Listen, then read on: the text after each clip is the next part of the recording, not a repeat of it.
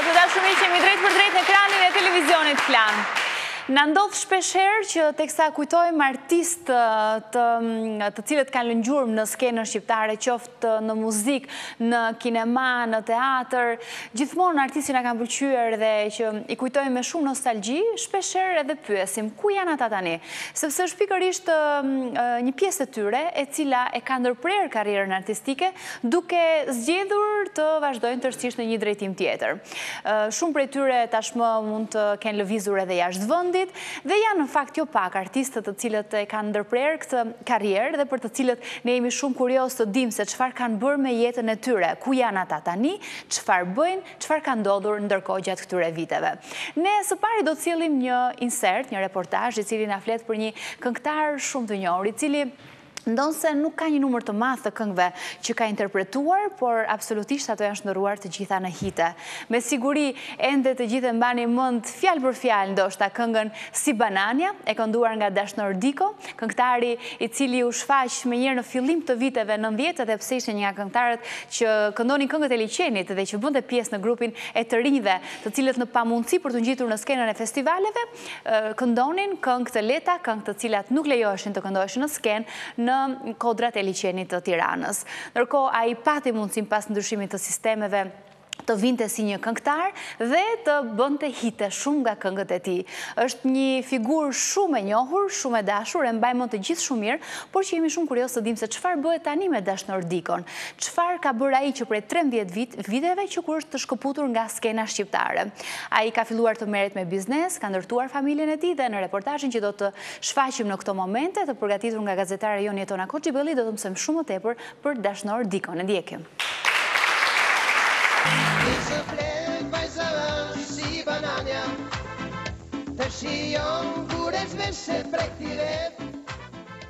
Pa diskutim që janë të shumë të shqiptarët që kujtojnë me nostalgji këngën Si Banania, një ndër këngët hit të viteve 90 në skenën e muzikës së lehtë shqiptare, me tekst unik dhe gjithashtu me klip të veçantë.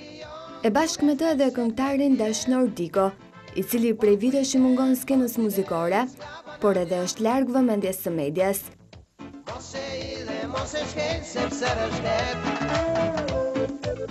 Gjatë fillim viteve 90, ai duhet spikaste edhe me këngë të tjera si Weekend apo Telefoni Anonim, por edhe për paraqitjen e tij. Edhe sot vazhdon të ruajë të njëjtën pamje me Kaçurela, e ndonse me më shumë thinja, edhe me më shumë vite pas krave.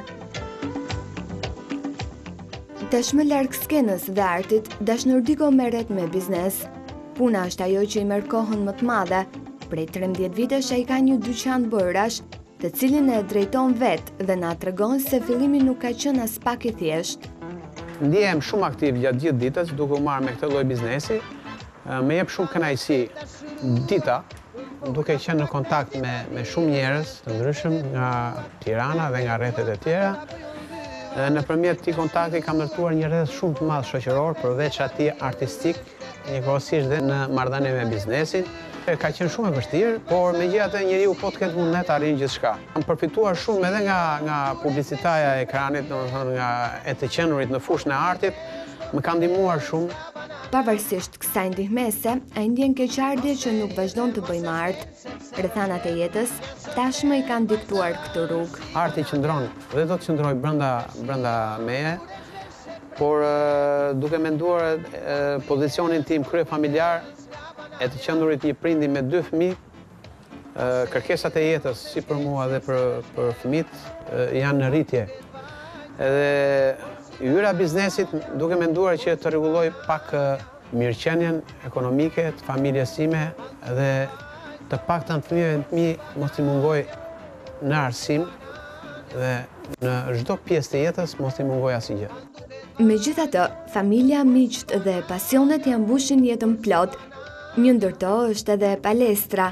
Me dashurinë për sportin, ai vijon të ruajë energjinë e një djaloshi. Për mua sporti është jeta. Duke qenë pjesë e artit gjatë gjithë jetës time e kulturës, edhe sporti është pjesë e kulturës. Ndihmon në shëndetin e njeriut.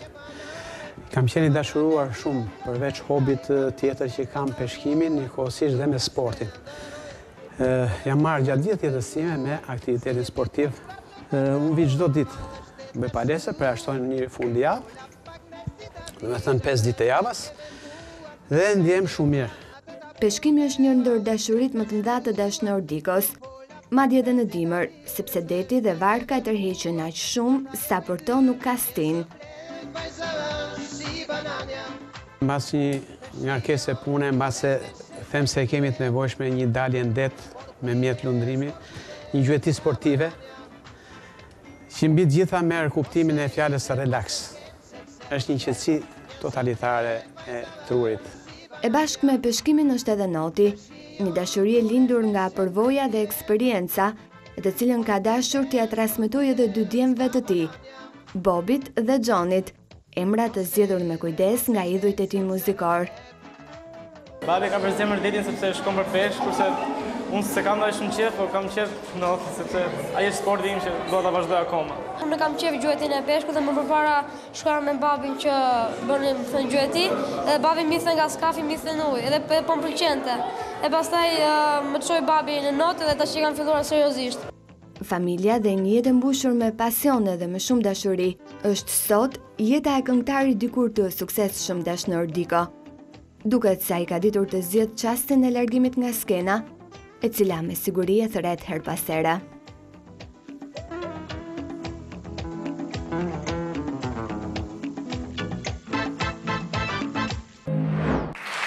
Dhe pas këtij inserti e kemi sigurisht të ftuar dashnor Dikon sot në studio. Mirë se erdhe.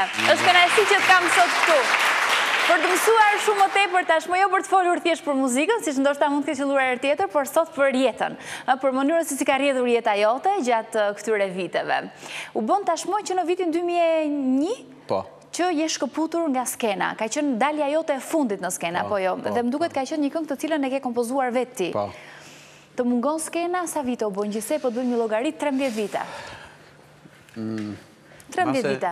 Mbase për ju është diçka, po të numërosh të vite 13 vjetë duken pak, po për mu më duken sikur kanë kaluar më shumë se 13, nga që unë kam lindur me artin, nuk është se e mora gjatë tjetës edhe të jemi sinqert më ka munguar shumë gjatë tyre viteve, po kjo është amortizuar gjithsesi duke qenë prap në rrethin tim shoqëror me gjithë artistët dhe sikur nuk jam vrarë fort, nuk e ke ndjerë shumë. Nuk e kam ndjerë shumë, por nga rrethanat ndryshme të unë detyrova që unë të hyj biznesit, të largohem nga skena. Po pse në atë kohë, pse vendose në fakt të largohesh nga muzika, sepse ndoshta biznesin edhe mund ta kishe bërë paralel me muzikën?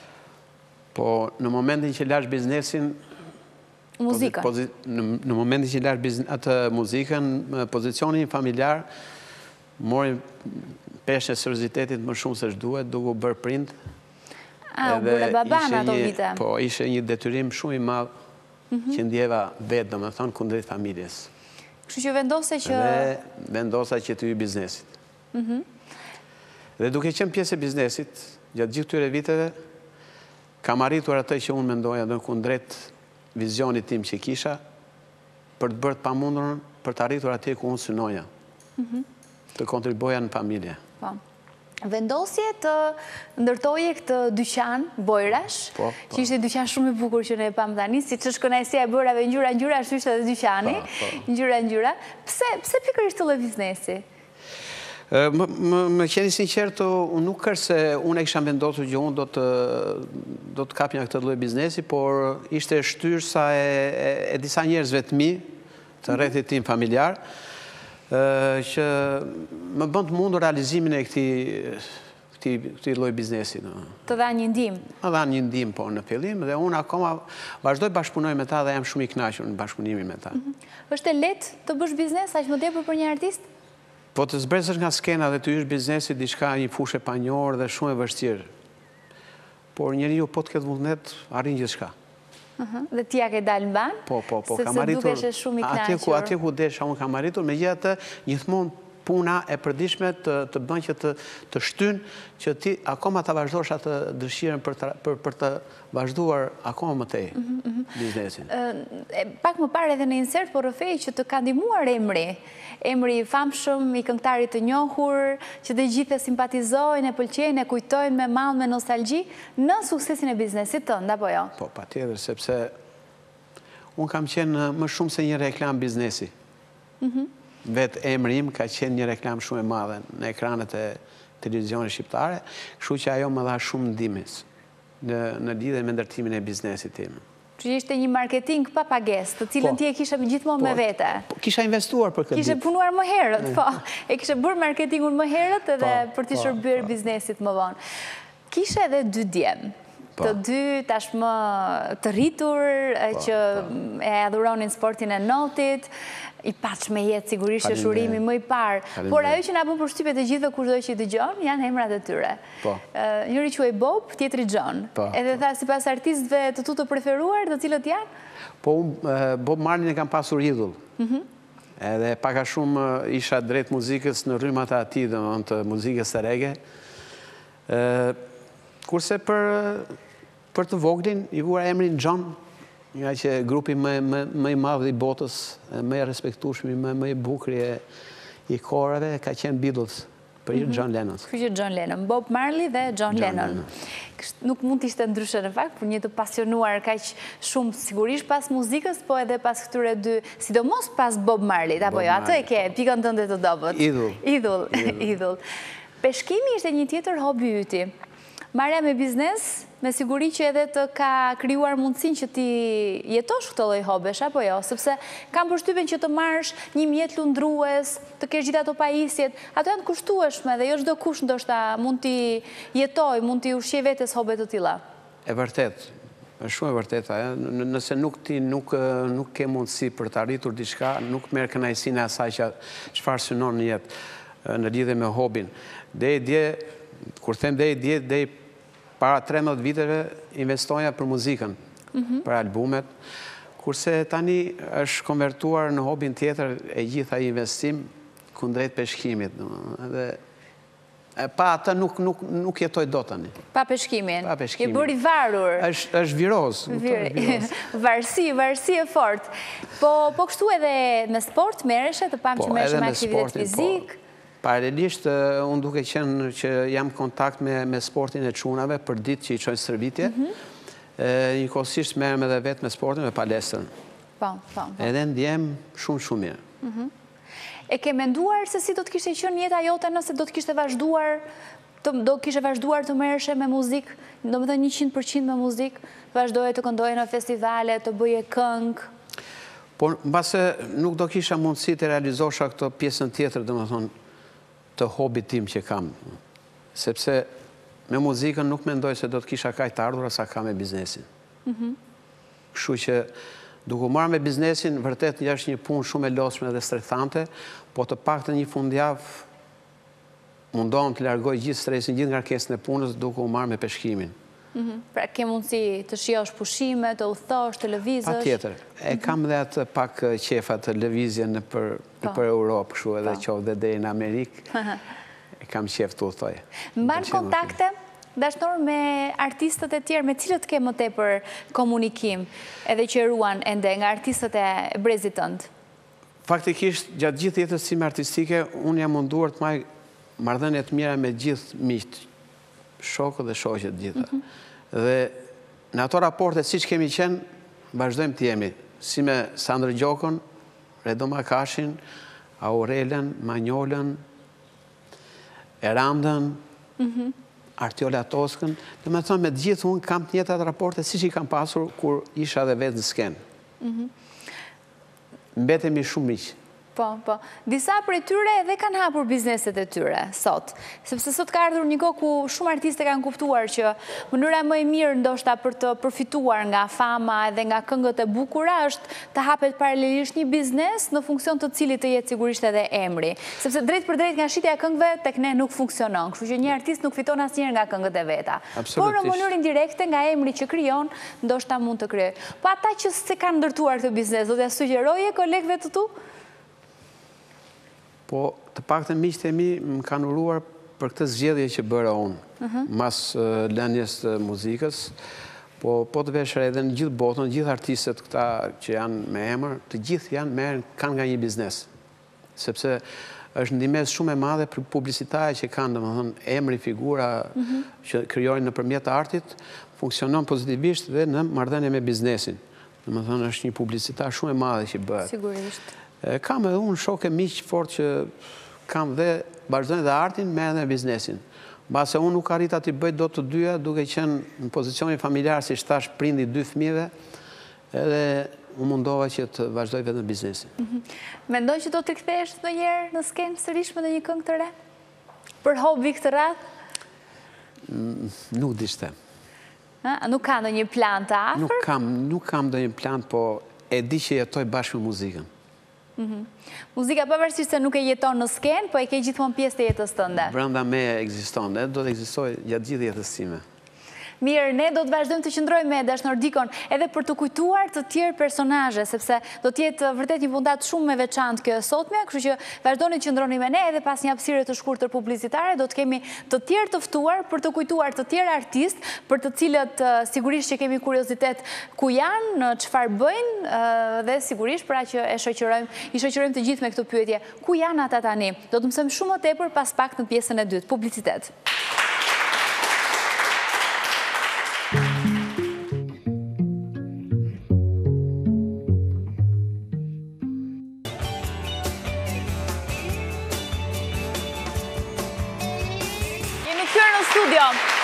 Kemi 2 të ftuara të tjera. Në pjesën e dytë do të prezantoj të parën, ajo është këngëtarja Jolanda Adamo. Jolanda Adamo, të gjithë sigurisht e mbani mend për këngët e saj të muzikës së lehtë në festivalet në radio televizion të para viteve 90. Sigurisht që kush ngjitej atëherë në skenë ishte një luks i madh dhe ishin të rrallë dhe shumë të përzgjedhur ata që arrinin në fakt të interpretonin në ato vite. Por ndërkohë pas vitit 1991 Jolanda Adamo largohet nga Shqipëria, zhvendoset dhe ndërkohë ajo që mund të themi për Jolandën është që ti je martuar, ke një djalë, martuar me bashkëshortin të Ndarqile dhe djali që quhet Mihal dhe është 30 vjeç. Për të mos e besuar që ju keni një djalë kaq të rritur, të cilët jetojnë në Athinë, në Greqi. Kështu që jeta jote Jolandë është e ndarë mes Greqisë dhe Shqipërisë, apo jo? U thon shpesh? Po, patjetër, gjithmonë.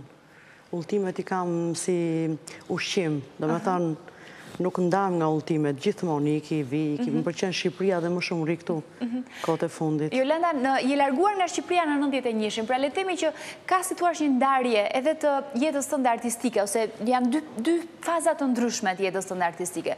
Në ato vite ti bëje muzikën e lehtë, muzikën shumë të selektuar, të përzgjedhur, e cila kalonte në kush e disa sita që dilte deri përpara publikut, ndërkohë që tani jeton në një kohë tjetër.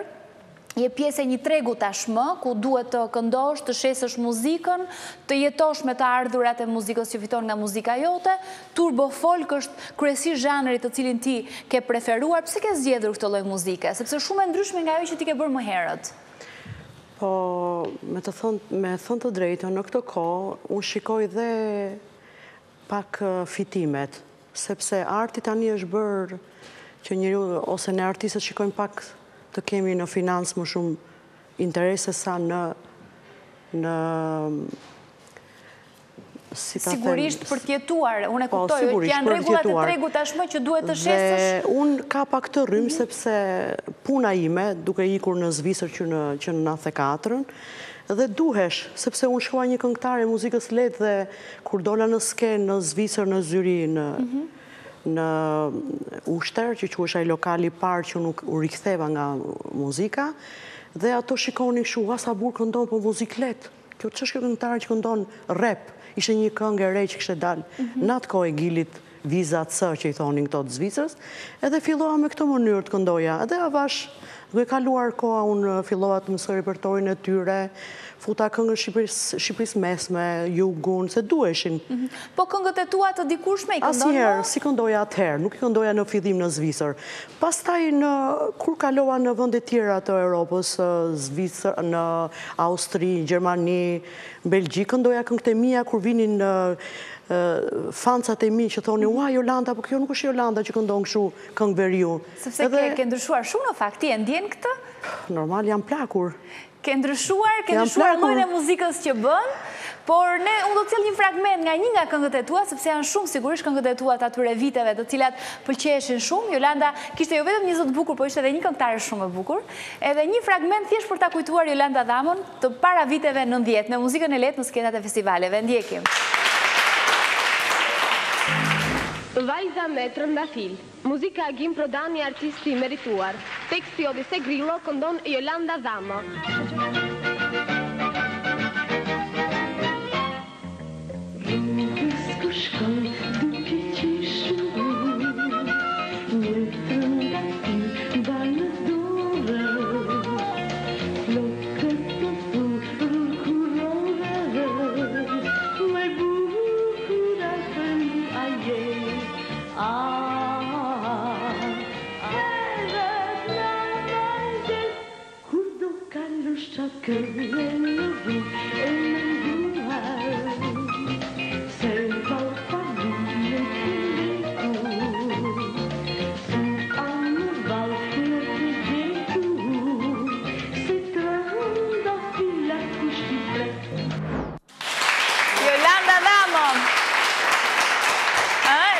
Nostalgji të kujtojmë. Si do duket vetja kur e shikon tani?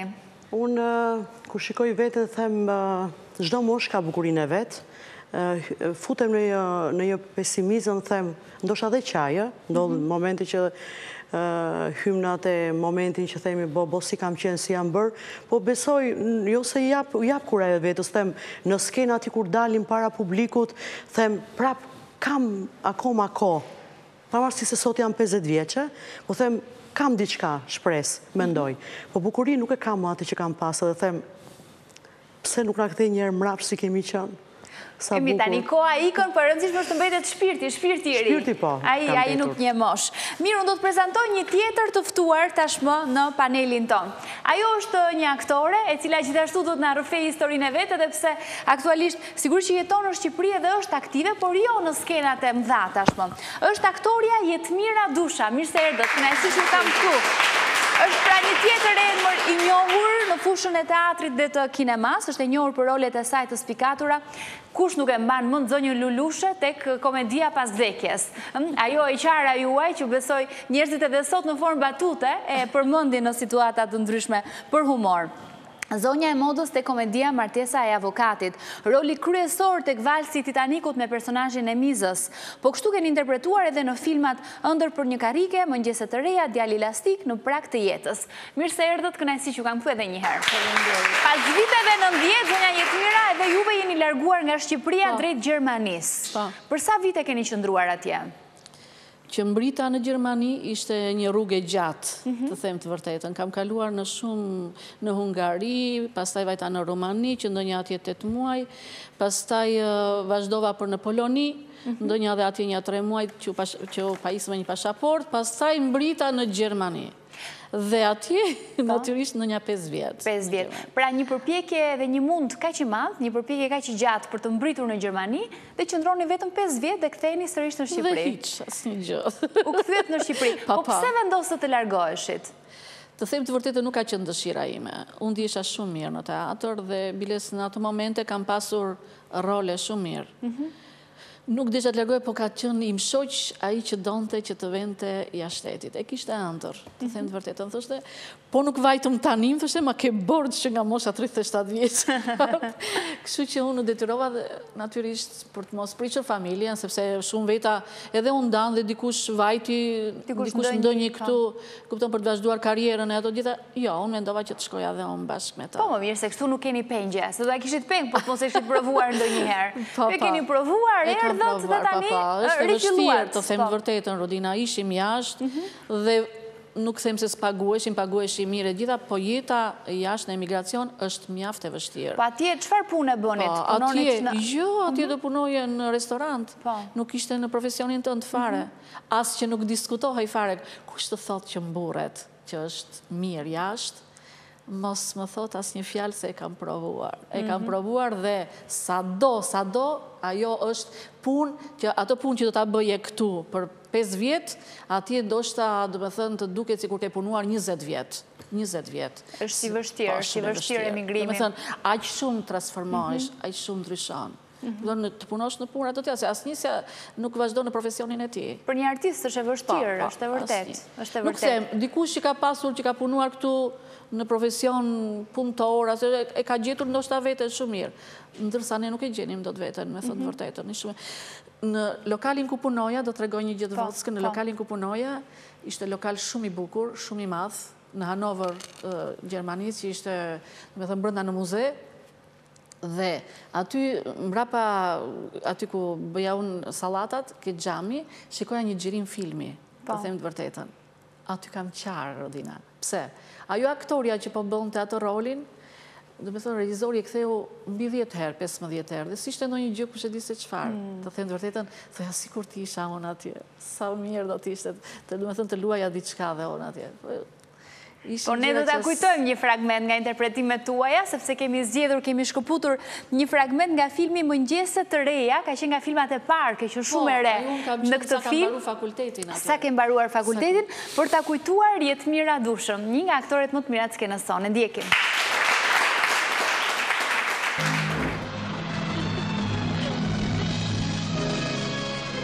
Si më duket? Duke kishe parë ndonjëherë detin. Është shumë i bukur. I bukur dhe i frikshëm. Në qytetin tim për detin është folur për herë me herë. Dhe unë e kisha përfituar krejt ndryshe. Si e kishe përfituar? Ndoshta kështu siç është. A gron kujtohet? Çfarë? Me siguri e ke harruar. Nuk e di pse po më pyet. Unë të dallova nga larg kur erdhe në batalionin tonë. Kishte filluar të binte të bora e parë dhe të t'ishte zbardhur kapelja e vjetër që mbaje.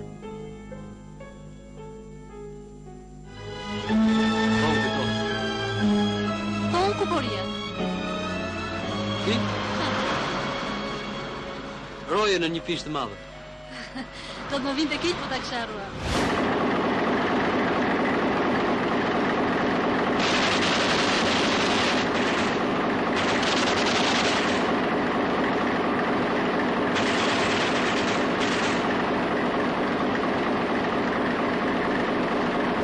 Përmendu, Nora.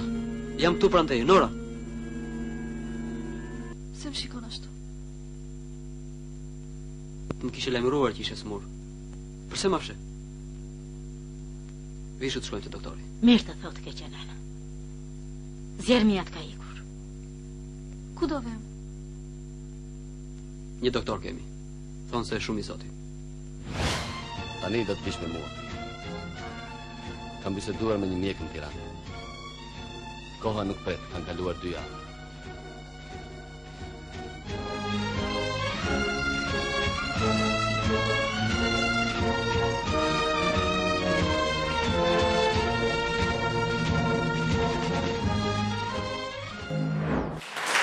Disa fragmente të shkëputura nga filmi, shumë nostalgji besoj për ato vite apo jo? Ato s'kthehen më. Kur u ktheve ndërkohë nga Gjermania, vendose të mos ringjiteshe në skenë. Pse? Pse? Ishte një dëshirë prape bashkëshortit tim që i pëlqente orar zyrtar.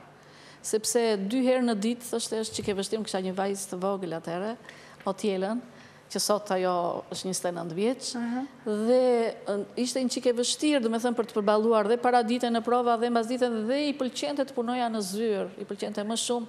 Ndoshta nuk ishte vetëm kjo, po thoshe si kur skena tani ka ndryshuar, nuk është më ajo e para, ka puthje në skenë. Dhe donte do të ruante nga këto skena. Dhe kështu që nuk e ka përdim do të tashi në këtë mosh, thoshe. Por në fakt të mungon të skena ty, ti dëshiroje? Më mungon të shumë skena, sepse thash unë kam vajtur me dëshirën time dhe pse kam pas një mesatare të lartë në shkollë, unë kam vajtur tek artet, që zakonisht në atë kohë nuk shikoj shumë, me thënë, çfarë ishte mesatarja në shkollë. Po unë kam vajtur atje, më kanë ardhur, më kanë zgjedhur në shkollë. Isha në shkollë të mesme pedagogjike për mësuese dhe atje ka ardhur Esato Ktrova, dhe bëj një 40 vjetor i shkollës, ku unë atje, do me thënë, isha mirë. Ratë në sy edhe ju përzjodhi me njëherë. Interpretoja si aktori, isha prezantuse, recitoja, i kisha të gjitha brënda. A është të vështirë për një artiste, të njëjtën pyetje ja bëm edhe dashnorit pak më herët, kur je mësuar me skenën, kur edhe vazhdon e do skenën ende, a është i vështirë të përshtaturit tashmë me një jetë pas perde, pas kuintave, të bësh një punë e cila nuk ka më aq shumë vëmendje? Unë isha e kënaqur, pse? Se unë vajta tek Piramida. Piramida ishte, do me thënë, koordinatore për aktivitetet kulturore. Dhe të them të vërtetën, projektet që kam bërë atje kanë qenë të shumta, që nga Rinfesti, për gruan, për rinin, për fëmijët e vegjël, gjitha. Aty kam pasur mundësi të interpretoja mjaft. Bëj çdo javë, bëj fjala poetike, e gjitha. Ku unë atje isha, do me thënë... Aty e ke shijuar paksa, e ke hequr atë mallin. Po, me spektator, me gjitha, dhe unë e kam pasur ato, plus që edhe kam interpretuar, pastaj u mora dhe me projekte për fëmijët me Digitalbin, që ishte të luajmë shkollash, ishin 52 episode, që ku luaja Bibën. Ishte Ani dhe Eni, 36 episode. Më thuaj diçka mirë, në lidhje me aktorët të tjera, të cilat janë shkëputur nga skena, edhe që tashmë po thuaj se s'di më gjë për to, ke kontakte? Do të thënë ke pasur shoqëri me kolegët të cilat nuk i shohim më? Skenës i mungojnë shumë aktor që të vjen keq, sinqerisht, që janë larguar. Të paktën për brezin që njoh atëre. Për mua ka qenë Merita Zoto që i mungon skenës. Qoftë dhe Pavlina që ka ikur, Pavlina Mani, qoftë Drita që ka ikur, qoftë Luiza Hayati, do të thoja që Eva që u kthye, natyrisht që u kthye, Shpresa Bërdëllima, që ka qënë... Mos shkoj më gjatë, sepse me Shpresa Bërdëllima ne do cillim tani një intervist për të parë se ku bëhet tashmë Shpresa Bërdëllima. E përmendëm rastësisht, por në fakt ne kemi përgatitur një intervist shumë interesante me këtë aktore. Me siguri do ta kujtoni më njëherë, sepse në materialin që ne kemi përgatitur edhe rikujtojmë disa nga rolet e saj, ka qenë një aktore e bukur edhe që në atë moment ishte në kulmin e vëmendjes me role shumë të spikatura. Ka kaluar tashmë shumë vite që kur Shpresa Bërdëllima është larguar nga Shqipëria dhe nuk e di më se ç'është bërë me të, kemi pak lajme prej saj, por që redaktorja e programit tonë, Ajmona Vogli, ka realizuar një intervistë me Shpresa Bërdëllimën, e cila na rrëfen se çfarë ka ndodhur me jetën e saj dhe çfarë është duke bërë ajo tani në këto momente. E ndjekim dhe kthehemi në studio. Ama i bukur është. Se s'na begenisëm brëm.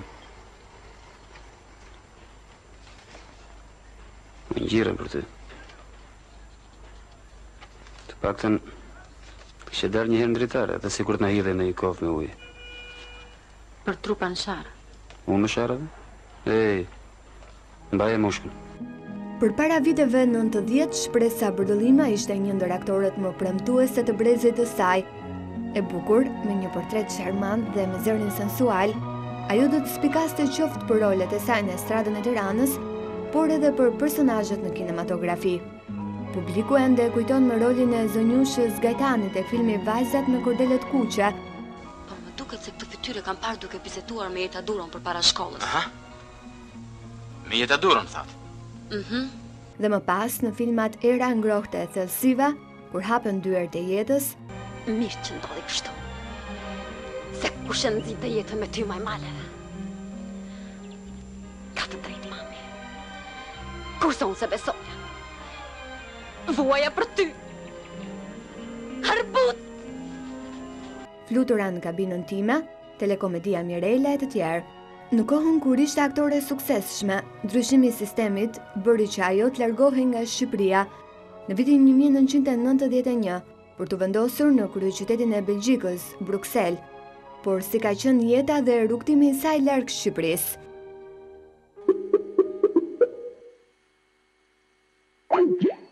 Zonja Bërdëllima, përshëndetje. Është vërtet kënaqësi t'ju rishohim në ekran, edhe pse kësaj radhe në një lidhje në Skype. Ju jeni shkëputur për një kohë gjatë skenës shqiptare. A mund të na thoni pak për rolin e fundit në cilin keni interpretuar në Shqipëri? Është roli i Marie Oktober në dramën Kush e vrau Kastin, e vënë në skenë nga regjizori i njohur dhe pedagogu jon që kemi qenë në Institutin e Lartë të Arteve, Gëzim Kamja. Dhe më pas ju jeni shkëputur nga skena shqiptare. Pse ndodhi kjo shkëputje? Për shumë arsye, për arsye se burim ka një familje vërtet me prejardhje patriotike, është nipi i Sulejman Dervinës dhe Inamit Dervinës, kam qenë tërë jetën të persekutuar dhe për këtë arsye ajo ngushtica e madhe e diktaturës na detyroi që të gjenim një çik liri, të merrim frymë, kështu që menduam se nëpër Evropë do të gjenim atë që e kemi gjetur vërtetësisht. Ju jeni larguar nga Shqipëria dhe rreth vitit 91 dhe largimi juaj ka qenë një odise e vërtet, apo jo? Po, është vërtet. U shkëputëm dhe shkuam në Rumani, nga Rumania kemi shkuar në Austri, nga Austria pasaj kemi ardhur këtu në Belgjik. Vërtet një odisej që këto vitet e fundit kam dëshirë t'i shkruaj këto kujtime, t'i hedh në letër dhe ndoshta fëmijët e mi, goca e madhe, sa ajo ka shumë talent për të shkruar, mund të bëjë diçka për t'ia u dhënë spektatorit tim si ngjarje se çfarë ju ka ndodhur, jo vetëm artistëve në Murgim. Jeta në Belgjik në fillim me ato vështirësitë për të rregulluar letrat, për të pranuar nga Shteti Belg, për 3 vjet u bëm belg, morën nacionalitetin dhe kjo ndodhi për arsye se burri im me aftësitë e tij artistike arriti të gjej një shkollë cirku këtu në mes të Brukselit, një shkollë që ishte në bazë amatore, ai ishte një fondator dhe e ngriti atë e bëri në shkollën më të lartë të Evropës. Ka vijuar të bëj profesionin e regjizorit, profesion që ushtronte edhe në Shqipëri. Po ju, a keni patur mundësi që të jeni të aktroni në skenë, qoftë keni një kontakt edhe me skena lokale? Jo, në fillim jemi ndeshur me një shoqat që quhet Shoqata Kulturore, që kishin ngritur një grup patriotësh kosovar, dhe aty kemi dhënë kontribut shumë të madh, kemi bërë spektakle që kanë lënë bresa të jashtëzakonshme, derisa nuk e harroj njëherë një kosovar kur dëgjoi recitimin e fishtës që interpretova unë, shtiu me pushkë erdhi policia. Nga gëzim, nga kënaqësia. Po, një zakon shqiptar ky. Keni punuar në bibliotekë në mos gaboj? Po, kam punuar në bibliotekën e komunës, jam angazhuar me vite atje. Pastaj në një farmaci, edhe më vonë lindi fëmia i tretë, u shkëputa nga puna për arsye se im shoqi bënte shumë turnera, kishte shumë shkëputje nga familja dhe ju kushtova familjes time, ju kushtova fëmijëve. Gjatë kohës që ju keni jetuar në Belgjik, a ju ka marrë malli, a keni ndjer nostalgji dhe a ju ka munguar fakti i të qenurit një person i njohur? Shumë. Ju tash më flitë dhe mua më mbushën sytë me latë. Më ka munguar jashtë masës. Si është e mundur, unë kur isha ere, ndëroja të bëhesha aktore. E realizova ëndrrën time. Rrethanat e jetës më thollën që unë ta ndërpres të profesion. Por në çdo moment ka jetuar me mua. E kam rritur si një embrion të vogël, të bukur në veten time që përjetësisht, derisa të kem frymën e fundit, ai embrion të mbetet në zemrën time. Është pamundur të shkëputesh një dashuri kaq të madhe sa që dashuria për artin. E kam të vështirë, jam shumë emocionuar. E kuptoj që u emocionuar. Skena më mungon, skena është një magji për mua. Skenën e kam një magji. A e vizitoni Shqipërinë, zonja Shpresa? Si mos e vizitojmë Shqipërinë. Na merr malli shumë jeton, ju se dini që neve në televizionin ton nuk shikohet stacion belg. Sidomos unë bëj ndonjëherë llafe me burin tim dhe them, na vdiq me lajmet e Shqipërisë. Pastaj televizionin tuaj lajm nuk e ndajmë asnjëherë nga ekrani. E fillojnë në Aldo Morning Show E vazhdoj me Rudina Magjistari, pastaj filloj me ato telenovela turke dhe kështu përfundon. A keni kontakte me artistët, me aktorët, me instrumentistët, me këngëtarët që kanë qenë pjesë e estradës së Tiranës, ku dhe ju keni interpretuar? Po, sigurisht, kam kontaktuar. Një çdo vit që vija, gjën e parë që bëja shkoja te familja e Këndjerit Skënda Sallat. Dhe do më mungoj shumë, se edhe si vjetë se gjeta më mungovi shumë. Takuam të shoqen Vitoren, kam takuar Mariana Kondin, Liliana Kondacioni takuam prapë në verë, këndonte në një lokal atje në plazh. Zonja Shpresa, unë ju falenderoj shumë. Faleminderit, gjithashtu edhe unë ju uroj emision shumë të bukur që bëni juve. E falenderoj aktoren Shpresa Burdëllima për këtë intervistë ekskluzive në fakt që patëm prej saj për ta kujtuar të gjithë së bashku dhe sigurisht për të mësuar se çfarë ka ndodhur me jetën e Shpresa Burdëllimës, aktore së njohur të kinemas shqiptare. Ndërkohë ne do ta ndërpresim sërish bisedën këtu, do të kemi pak publicitet, do të vazhdojmë sërish me të ftuarit tan, por edhe për të kujtuar të tjerë personazh të njohur dhe të famshëm të shumë viteve më herët. Publicitet, kthehemi shpejt.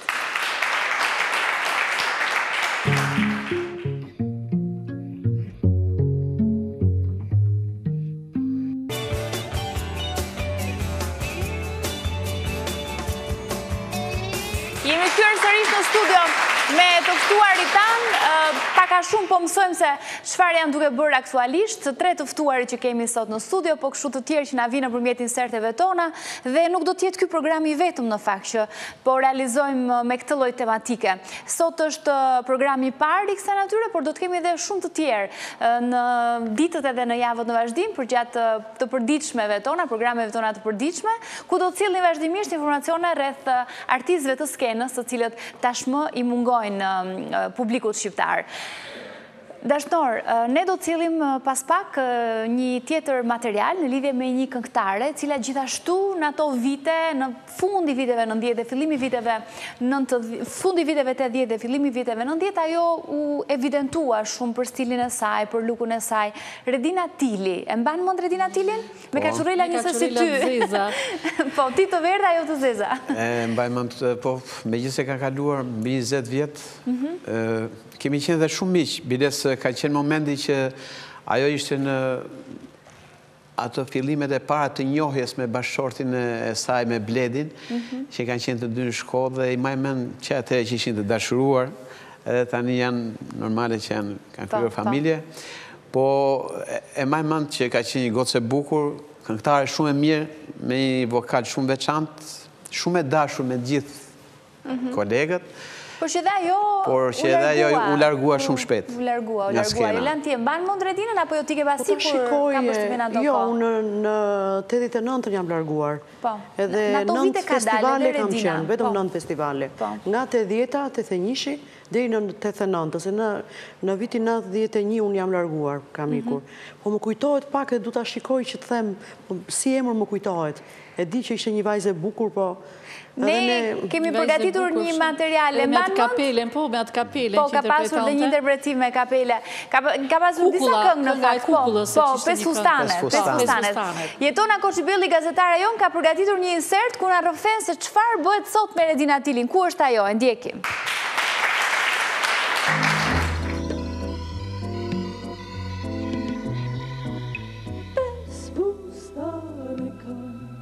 Sot un përmbrëmje një duatës që e që më shkon dhe të gjithë ata që më dhurojnë duon t'i qmën të gjitha janë.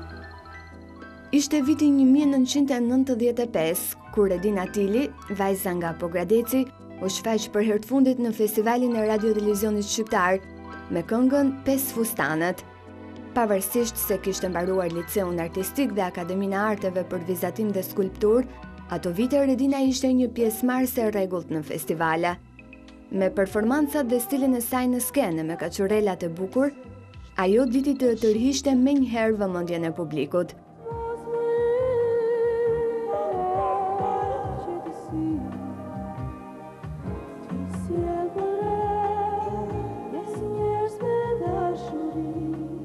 Si shumë artist, pas vitit 95, ajo vendosi të linte gjithçka në Shqipëri dhe së bashku me bashkëshortin e saj, edhe ai studenti arteve figurative, vendosën të emigronin dhe të nisnin një jetë të re në Kanada. Tashmë, pas pothuajse 20 vitesh, ajo vazhdon të ndjek rrugën e artit, veçse jo në muzik, por në artet figurative. Në Toronto ajo ka një studio të vetën, siç rrëfen në një intervistë për komunitetin shqiptar në Kanada. Edhe pse fillimi ishte i vështirë, ajo dhe bashkëshorti i saj arritën që të krijojnë këtë studio, ku ato shndërojnë fotografi të ndryshme në piktura në vaj mbi kanavac.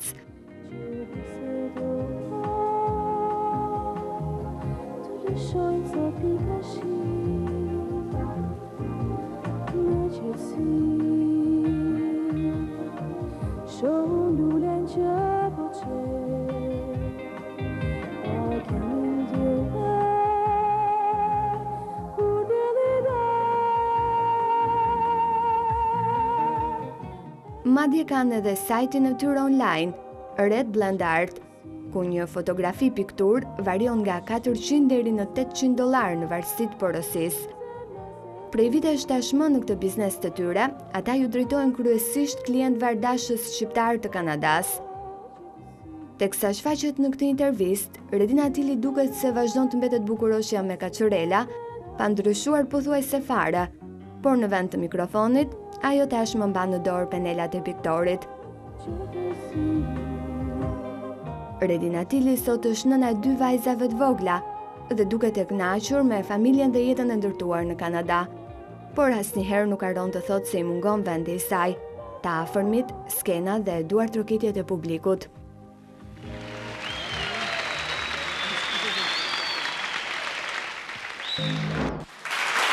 Materiali përgatitur për Redina Tilin, tashmë është piktore në Kanada, aty ku edhe jeton, nënë e 2 vajzave, I mungon skena, I mungon duartrokitjet e publikut. Po juve? Unë do them diçka. Po. Kjo këngëtare, shumë e talentuar dhe mbesa e të madhit Spartak Tili, që unë se kam arritur, sepse është më e madhe se unë, më e madhe. Ajo është, sot mund t'jetë 20, unë jam 10 vjetë më e madhe. Nëse unë nuk po të regoj moshën, se unë jam më e re.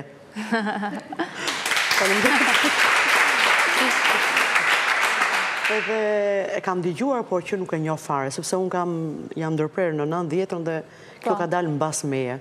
Po e di që është vajzë e larguar nga Shqipëria në ato vite, kështu që se ke ndjekur shumë se çfarë ka ndodhur. Po e di që kam dëgjuar në festivalis edhe ne në shtëpi kemi digital si fillim që I vum në atë kohë, dhe e shikoja që është mbesa Spartakut. Në fakt, vitet 90 kanë qenë vitet ku pothuajse të gjithë janë larguar, kush në fillim, kush në mes, kush pak më vonë, po ka qenë një dekadë largimi në mas, një pjesë shumë të mirë të artistëve, të cilët kanë gjetur vend atje ku kanë shkuar, janë stabilizuar mirë, por edhe disa prej tyre janë kthyer.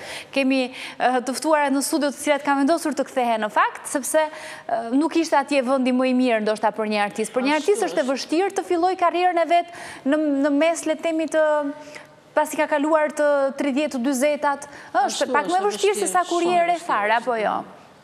Kjo ka qenë vështirësia Jolan. Ti ke tentuar në Greqi të provosh si këngëtare? Në Greqi, sepse unë gjithmonë kam qenë në lëvizje dhe si thojnë populli, ja kam parë hajrin ikjes, sepse kam qenë shtylla e shtëpis, unë kam një burr shumë të mirë, shumë I mirë, dhe djali që është gjithçka për mua, po unë kam qenë ajo që kam qenë taban I shtëpis, sepse jeta siç tha dhe zonja aktore e madhe, tha që emigrimi është I tmerrshëm dhe unë e besoj se shoqët e mia akoma merren me larje, me shplarje, me shtëpia, me gjëra jashtë punojnë, do të thonë, edhe unë fati I madh o Zot kur them gjithmonë që nuk mbajta këtë sepse pata fat nga nëna ime, se nëna ime ka jetuar në Zvicër, edhe kur kolegët e mia mos e zjas, ndoshta pa ju ndërprer, pa ju vonuar.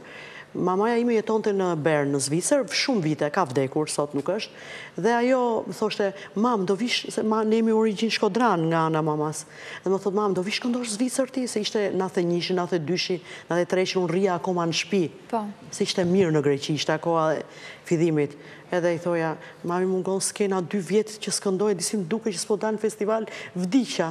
Plasa, se ai muzika greke e bukur, shikoja këngëtare, ua, thashon sa bukur, sa... E ke parasysh se ne vinim nga një vend që dishim e këndu kështu.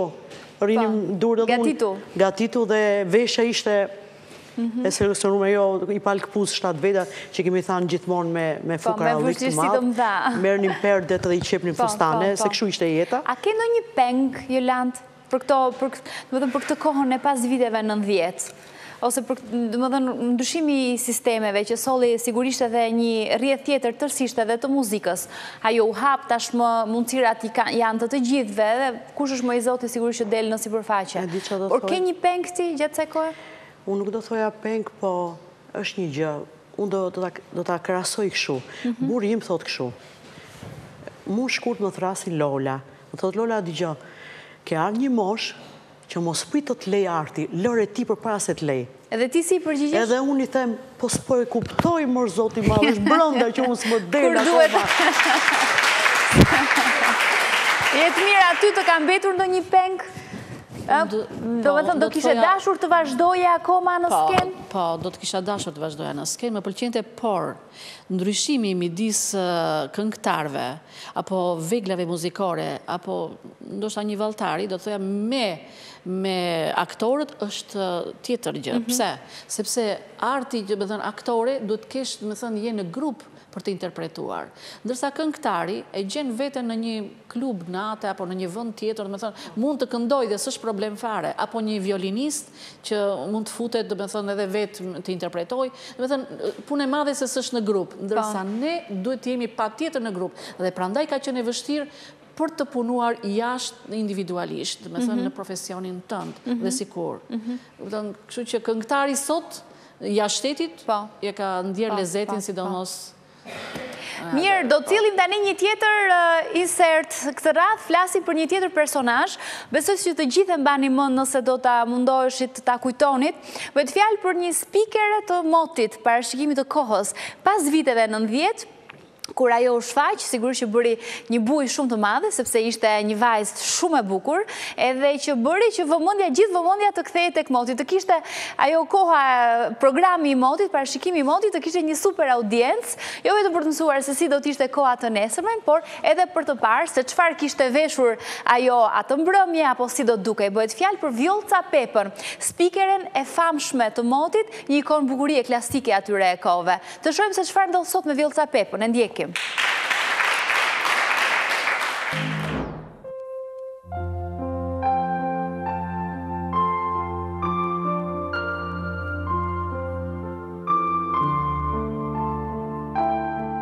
Dalja e saj e parë në ekran është tek filmi Në kufi të dy legjendave, prodhimi i vitit 1981 në rolin e Borës.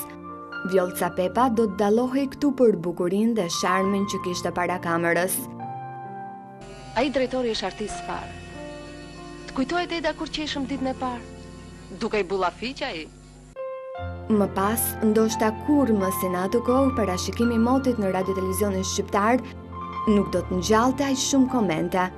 Atëherë kur bukuroshja bjonde me sy boqelli Vjollca Pepa, u shfaq si një nga fytyrat më joshse të ekranit. Rubrika Moti sot dhe nesër kishte thyer çdo tabu.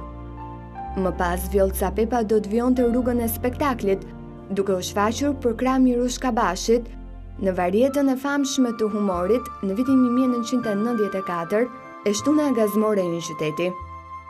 Por pikërisht në kulm të këtij shkëlqimi të saj, kur dukej se nuk kishte më kthim mbrapa, Vjollca Pepa u tërhoq, pa komentuar asgjë asnjëherë e duke lënë shumë mister pas. Nuk dihet në ishin arsye private apo profesionale ato që e bën speakeren e bukur të tërhiqej nga ekrani.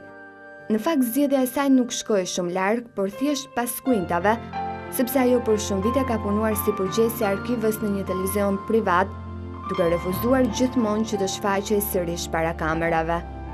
Pas kësaj ajo ka punuar në programacionin në një platforme digjitale, por për shkak të disa problemeve shëndetësore dhe një ndërhyrje të vogël kirurgjikale, është detyruar të shkëputet nga puna. Aktualisht, vazhdon të jetojë me të ëmën dhe mbesën e saj. Kjo ishte Vjolca Pepa, sërish një grua shumë e bukur, duket që koha për të s'ka ndryshuar fare. Fotot e saj që pam janë së fundmi, edhe vazhdo sërish të mahnis Vjolca Pepa me bukurinë e saj. Na vjen keq që nuk e shohim më në skenë, por është një zgjedhje e saj edhe sigurisht që duhet respektuar. Besoj që mbani mend Vjolca Pepën. Ne mbaj mend Rudi sepse ka marrë pjesë në atë aktivitetin që ka qenë në varietin që e prezantonte me Mirushka Bashin. Me Mirushka Bashin. Edhe ka qenë prezantuese vërtet shumë e aftë dhe shumë e bukur. Edhe unë ndjeki qartë, vjen keq që se kemi në fakt në skenë, dhe pse ajo nuk refuzon që të kthehet sërish, sepse jam e bindur që do të gjente një vend ende e ka aty, duket sikur e ka ende vendin e vet. Dhe njeri shumë i mirë, shumë i dashur me gjithë artistët ka qenë, ka pas raporte shumë mira. Djemtë e tu, dashnor, sepse jemi ndërkohë edhe në fund fare, kam ndonjë preferencë për muzikën, mendon që do t'i ngjajnë babait? Të jemi sinqert, unë asnjëherë nuk ja kam imponuar fëmijëve, pavarësisht se dëshira ime ka qenë shumë e madhe që njëri nga djemtë të merrte me artin. Momentalisht i kam të dy me sportin e notit. Ai vogli, Gjoni, është në kurs kitare, domethënë. Ai ka, domethënë, ngjasa se do të merret me artin, me muzikën, por unë asnjëherë nuk kam qenë t'ja imponoj, sepse arti lind nuk bëhet me zor. Artisti lind, është brenda çdo personi. Mund të paguash gjithë jetën dhe nuk e bën dot artist. Ashtu është. Unë ja kam lënë rrjedhës jetës të zgjedhin vetë. Të zgjedhin vetë dhe të bëjnë çfarë të duan, apo jo? Nuk i imponohesh, edhe sigurisht që kjo është zgjidhja më e mirë në këtilla raste. Jetë mirë. Ti me fëmijët e tu? Unë kam një vajzë, e cila tashti është pedagoge në fakultet privat për arkitekturën, mbaron dhe doktoraturën tashti. Kështu që arkitekte vajza. Dhe nuk kishte talent, por nuk kam dashur edhe unë, me thënë që të vazhdojnë të atë rrugë.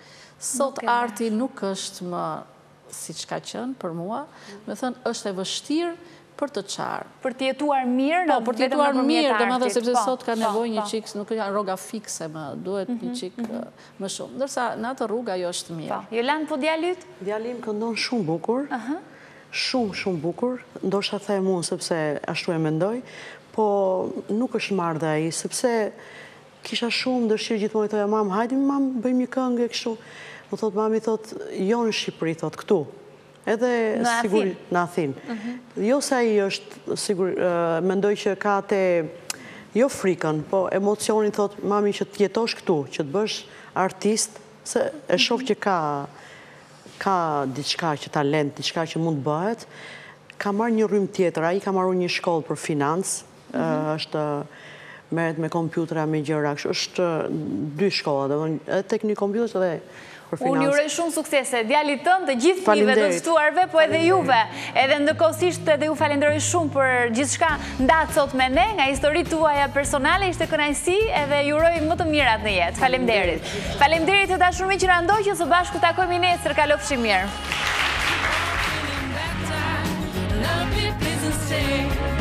Really down to